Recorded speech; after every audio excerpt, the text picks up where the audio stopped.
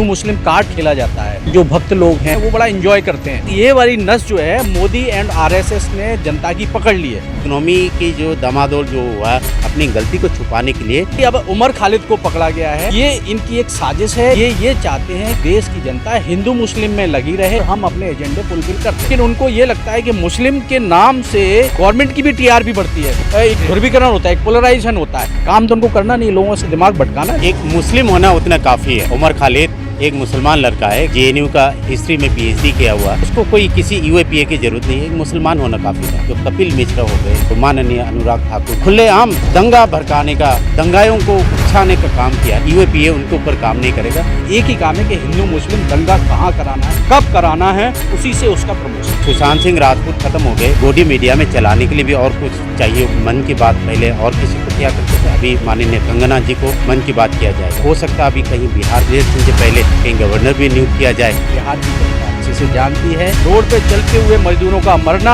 रोटी नहीं मिलना। बिहार की जनता ने भी मन बना लिया है कि ना हम भूले हैं ना भूलने देंगे। कपिल मिश्रा को संरक्षण मिलेगा, वाई कैटेगरी भी मिलेगा। लाइव टीवी, सच सबसे आगे। नमस्कार, आप देख रहे हैं द लाइव टीवी। मैं आपके साथ जुनैद अंसारी। दिल्ली दंगों को आरोप में लेकर यूएपीए के तहत उमर खालिद को पुलिस ने गिरफ्तार कर लिया है। लेकिन सवाल ये उठता है कि क्या असल के जो आरोपी थे या जो दंगे के जिम्मेदार थे उनकी गिरफ्तारी हुई या कब होगी। देश में, हमारे देश में जो हिंदू मुस्लिम कार्ड खेला जाता है, वो उस कार्ड से देश की जनता, जो भक्त लोग हैं या जो थोड़े से अनएजुकेटेड लोग हैं, वो बड़ा एंजॉय करते हैं कि हमारे देश में मुस्लिम, कोई भी मुस्लिम है वो गद्दार है। वो इस टाइप से ये वाली नस जो है मोदी एंड आरएसएस ने जनता की पकड़ ली है। तो वो ना चाहते हुए भी, अगर कोई दंगाई है भी नहीं या कोई भी इस टाइप के स्टेटमेंट नहीं है, जैसे हाल ही में एक एग्जाम्पल है, कपिल खान को रिहा किया गया है। उसने जो कपिल खान को जो स्पीच दी थी एएमयू में, उसको लेके उसको अरेस्ट किया गया था। उसके ऊपर भी यूएपीए लगाया गया था, और जबकि बाद में पता लगा कि उसकी स्पीच में कोई दम नहीं थी। ऐसे ही अब उमर खालिद को पकड़ा गया है। तो ये इनकी एक साजिश है। ये चाहते हैं कि देश की जनता हिंदू मुस्लिम में लगी रहे और हम अपने एजेंडे फुलफिल करते रहें। उमर खालिद शुरू से एक जेएनयू का एक इंटेलिजेंट प्रोडक्ट है। देखिए, कोई भी इंटेलिजेंट आदमी और कोई भी पढ़ा लिखा इंसान है, वो इंसानियत के लिए बात करेगा। वो चाहे किसी भी रिलीजन की हो, हिंदू की हो, मुस्लिम की हो, क्रिश्चियन की हो, जैन की हो, पारसी की हो, बौद्धिस्ट की हो, किसी के लिए भी बात करेगा। इसमें कोई ऐसा नहीं है कि उसने पर्टिकुलरली मुस्लिम के लिए बात की। और बहुत सारे नाम ऐसे हैं जिनका अभी वेटिंग है, वो उनको भी अरेस्ट किया जा सकता है। लेकिन उनको ये लगता है कि मुस्लिम के नाम से एक टीआरपी बहुत ज़्यादा बढ़ती है। टीआरपी इन द सेंस मतलब गवर्नमेंट की भी टीआरपी बढ़ती है, गवर्नमेंट को भी एक ध्रुवीकरण होता है, एक पोलराइजेशन होता है। तो वो पोलराइजेशन करते हैं। बीजेपी गवर्नमेंट के पास सिर्फ पोलराइजेशन की राजनीति है और इसके अलावा और कुछ नहीं। काम तो उनको करना नहीं, लोगों से दिमाग भटकाना है लोगों का। एक मुस्लिम होना उतना काफ़ी है। उमर खालिद एक मुसलमान लड़का है, एक सच्चा मुसलमान लड़का है, एक पढ़े लिखा लड़का है, जेएनयू का हिस्ट्री में पीएचडी किया हुआ एक लड़का है। डॉक्टर उमर खालिद एक मुस्लिम होना काफ़ी है। उसको अरेस्ट किया, उसको कोई किसी यूएपीए की ज़रूरत नहीं है। एक मुसलमान होना काफ़ी था।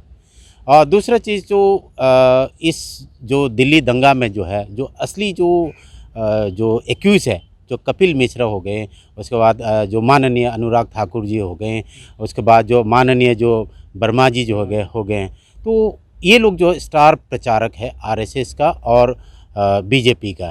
तो माननीय जो वित्त राज्य मंत्री जो अनुराग ठाकुर जो है और कपिल मिश्रा जी जो है, उन्होंने खुलेआम दंगा भड़काने का, दंगाइयों को उकसाने का काम किया है। लेकिन वो एक हिंदू है, इसलिए वो उनको पकड़ेगा नहीं है। यूएपीए उनके ऊपर काम नहीं करेगा। देश की काफ़ी जनता है हिंदू कम्युनिटी में आती है, बट वो बीजेपी का एक नेता है।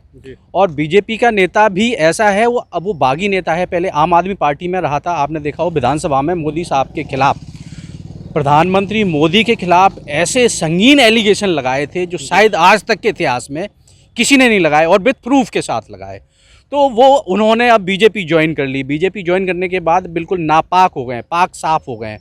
और मुझे ऐसा लगता है अभी मोदी साहब को कपिल साहब अच्छे से पहचान नहीं पाए कि मोदी साहब क्या चीज़ हैं। उन्होंने पार्टी ज्वाइन कर ली है और वो अब जो है मुस्लिम को टारगेट करके अपना एजेंडा फुलफ़िल कर रहे हैं। लेकिन अब असल में वो आरएसएस की अभी आइडियोलॉजी को समझते नहीं है कपिल मिश्रा जी।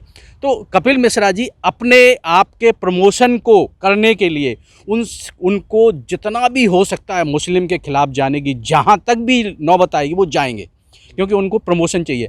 बीजेपी में ऐसे लोगों की ही ज़रूरत है जिनको दिमाग लगाने की ज़रूरत है। उनका एक ही काम है कि हिंदू मुस्लिम दंगा कहाँ कराना है, कब कराना है, उसी से उसका प्रमोशन मिलेगा। जो गोदी मीडिया होते हैं उनमें एक टीआरपी भी ज़रूरत होता है।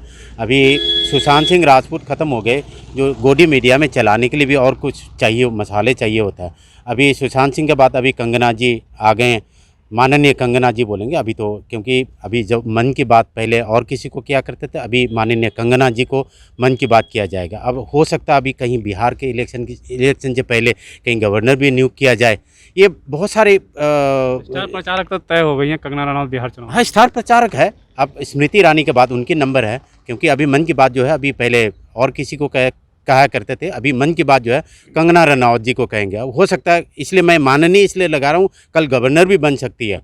कल बिहार के गवर्नर भी बन सकती है वो, इसलिए ये बहुत ही सोची समझी रणनीति के तहत अभी जो दिल्ली दंगा में जो है अब योगेंद्र यादव जैसे आदमी के ऊपर जो इल्ज़ाम है, अब भानु प्रताप जैसे आदमी के ऊपर इल्ज़ाम है, और ये क्या नाम है जयंती घोष जो जेएनयू के जो जाने माने जो रिनोन जो इकोनॉमिस्ट जिसको कहा जाता है, उनके नाम पर दंगा फसाने का जो भानु प्रताप जो है, जो आज तक जो संविधान को छोड़ करके और उसके अलावा और कोई बात नहीं करता, संविधान की बात करता है। जिन लोगों के आपने नाम लिए, ये सब लोग वही लोग हैं जो सरकार की तरफ मुखर होकर बोलते हैं, उनके जो नीतियों के खिलाफ, नीतियों सरकार की नीति के खिलाफ कभी नहीं बोलते। वो संविधान को सामने रख करके संविधान की बात करते हैं, नीति के खिलाफ कभी नहीं बोलते। गलत नीतियां हैं उन पर आवाज़ उठाते हैं जो संविधान के खिलाफ हो। नहीं, सरकार ने सही काम किया कब है ये बताइए पत्रकार महोदय। सरकार ने तो कभी सही काम तो किया नहीं है।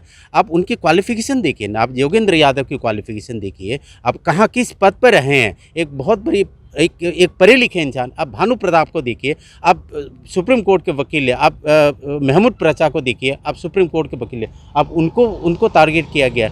अब अभी जो है ज़रूर ये जो है आगे जा कर के टीवी के टीआरपी बढ़ाएगा, और सरकार को बिहार इलेक्शन से पहले ये उनको एक सबके सामने अपनी जो इकोनॉमी की जो दमादोल जो हुआ, इकोनॉमी जो स्लो डाउन हुआ, जो रिसेशन जो हुआ, अपनी गलती को छुपाने के लिए इस उमर खालिद को एक मुसलमान होने के एक अपनी उसका जो पनिशमेंट मिला। देखिए, ये जो है मुसलमान होने का पनिशमेंट, इसमें मुसलमानों को मिलते रहा है।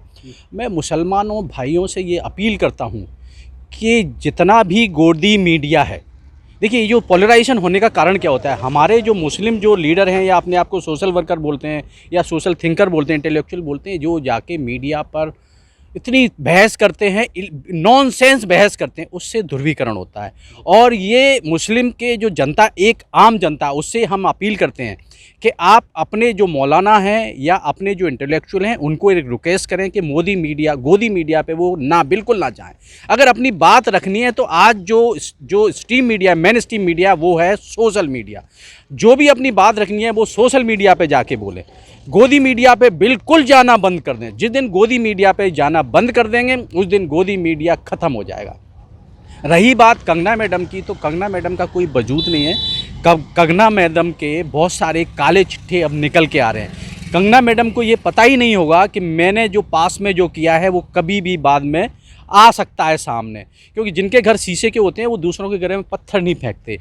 मैं उद्धव ठाकरे सरकार से एक रिक्वेस्ट करूंगा कि ये इस लेडीज़ को इतना ज़्यादा तवज्जो देने की ज़रूरत नहीं है। कंगना रनावत की जो इमेज है वो ऑटोमेटिकली पब्लिक के सामने आ जाएगी। और जहां तक वो अगर स्टार प्रचारक बिहार की बात करते हैं तो बिहार की जनता अच्छे से जानती है। बीजेपी ने एक नारा बनाया, ना भूलेंगे ना भूलने देंगे सुशांत सिंह को, लेकिन बिहार की जनता ने भी एक नारा बनाया, ना हम भूलेंगे ना भूलने देंगे। रोड पे चलते हुए मजदूरों का मरना, उनको रोटी नहीं मिलना, उनको मुर्गा बना के रोड पे मुर्गा बना के उनको दौड़ाना और डंडों से पिटाई करना, ये बिहार की जनता ने भी मन बना लिया है कि ना हम भूले हैं ना भूलने देंगे। और इलेक्शन आने वाले टाइम पे हम जो सिखा सकते हैं वो सबक सिखाएंगे। और ऐसे बहुत सारे एग्जाम्पल दौड़ा के बीजेपी की लीडर्स को मार रहे हैं। कपिल मिश्रा ने जहाँ पर जो खड़े होकर के जो बोले हैं, जो दंगा फसाद को एक्सेलरेट जो किया है, एग्रीवेट किया है, वो जगह यहाँ से बहुत ज़्यादा दूर नहीं है। लेकिन कपिल मिश्रा को संरक्षण मिलेगा, कपिल मिश्रा को वाई कैटेगरी भी मिलेगा, आने वाला समय पर हो सकता है जेड कैटेगरी भी मिले। कंगना रनौत को बहुत ज़्यादा प्रमोट करेंगे इस समय पर। मैं पहले भी बता चुका हूँ, उनको शायद हो सकता है स्टार प्रचारक के साथ साथ कहीं गवर्नर के कुर्सी मिले या राज्यसभा के कुर्सी मिले। ये उसका पीछे वाला जो हिस्सा जो है, अब जहाँ पर जो क्या क्या करती थी वो हम अभी अब सबके सामने बोलना उचित नहीं है, क्योंकि वो बोलने वाला लायक नहीं है। लोगों को ये बोलने का एक वो चिट्ठा जो खुलेगा तो बहुत मतलब एक जेंटलमैन इस टाइप की भाषा, जैसे कंगना रनावत और बाकी और भी लोग जो नॉनसेंस लोग हैं, जो बीजेपी के अपने आप को स्टार प्रचारक या जो लीडर बोलते हैं, वो इस टाइप की लैंग्वेज का इस्तेमाल करते हैं। जो जेंटलमैन होता है वो इस टाइप की लैंग्वेज किसी और के लिए भी इस्तेमाल नहीं करता। तो कंगना रनावत की चिट्ठियाँ जो है वो ऑटोमेटिकली खुलने लगी, आप सोशल मीडिया पर देखने को मिलेगा। रही बात उमर खालिद की, तो उमर खालिद के साथ और भी तमाम मुस्लिम लीडरों के साथ ऐसे होते रहेगा, इसमें डरने की कोई बात नहीं है। जब हमें आंदोलन चलाने होते हैं तो बहुत सारे बलिदान देने होते हैं, और बलिदान वही देते हैं जो इस लायक होते हैं। जो चाटुकार होते हैं वो बलिदान नहीं देते, वो अपनी कुर्सी को एंजॉय करते हैं। तो हमें डरने की ज़रूरत नहीं है। और हम इस देश के यूथ से, चाहे वो हिंदू हो, चाहे मुस्लिम हो, चाहे क्रिश्चियन हो, चाहे सिख हो, हम सबसे अपील करते हैं कि ऐसे जो इंटेलेक्चुअल हैं, जो लड़के या जो लोग हैं जो समाज में प्रखर होकर बोल रहे हैं, सच को सच पूरी ताकत के साथ बोल रहे हैं, वो ना जेल से डर रहे हैं ना मरने से डर रहे हैं। तो हमारे यूथ को भी जेल से डरने की ज़रूरत नहीं है, मरने की ज़रूरत नहीं है। सच को सच बोलने की ताकत होना चाहिए। लाइव टीवी, सच सबसे आगे।